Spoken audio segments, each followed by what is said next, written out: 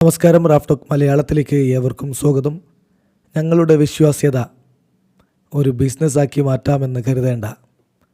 ഞങ്ങൾ ആരാധകർ ഉപഭോക്താക്കളല്ല, കസ്റ്റമേഴ്സല്ല, മറിച്ച് ഈ ക്ലബിൻ്റെ ഹൃദയത്തുടിപ്പാണ്. കേരള ബ്ലാസ്റ്റേഴ്സിൻ്റെ ആരാധക കൂട്ടം മഞ്ഞപ്പട പ്രതികരിക്കുകയാണ്. ഇന്നലെ കേരള ബ്ലാസ്റ്റേഴ്സ് ബംഗളൂരു FC-യോട് 4-2 നാണം കെട്ട തോൽവി ഏറ്റുവാങ്ങി. ഈ സീസണിൽ ഇപ്പോൾ 11 മത്സരങ്ങൾ കഴിയുമ്പോൾ 11 പോയിൻറ്റുമായിട്ട് 10ാം സ്ഥാനത്ത് നിൽക്കുകയാണ് കേരള ബ്ലാസ്റ്റേഴ്സ്. ആരാധകർക്ക് സങ്കടമുണ്ട്, അവർ പ്രതികരിക്കുകയാണ്.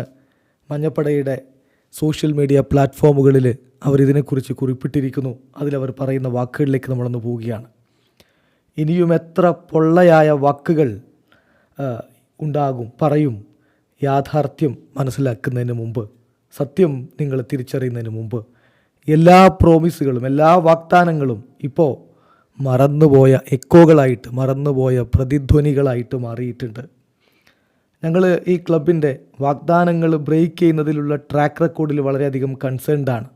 ഉറക്കത്തിൽ നിന്ന് ഉണരുക, ചുറ്റും നോക്കുക, these won't be overlooked forever എന്നാണ് മഞ്ഞപ്പട കുറിക്കുന്നത്. കഴിഞ്ഞില്ല, പറയുന്നു. ഞങ്ങളുടെ ചോദ്യം മാനേജ്മെൻറ്റിനോടാണ്. അവർ questions are to the management.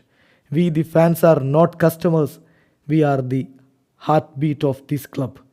Don't think you can turn our loyalty into a business എന്നാണ് കുറിച്ചിരിക്കുന്നത്. എന്തായാലും വലിയ പരാജയം വരുമ്പോൾ ആരാധകർ വലിയ നിരാശയിലാകും. തുടരെ തോൽവികളാകുമ്പോൾ അത് പ്രതീക്ഷകളെ ഇല്ലാതെയാക്കും.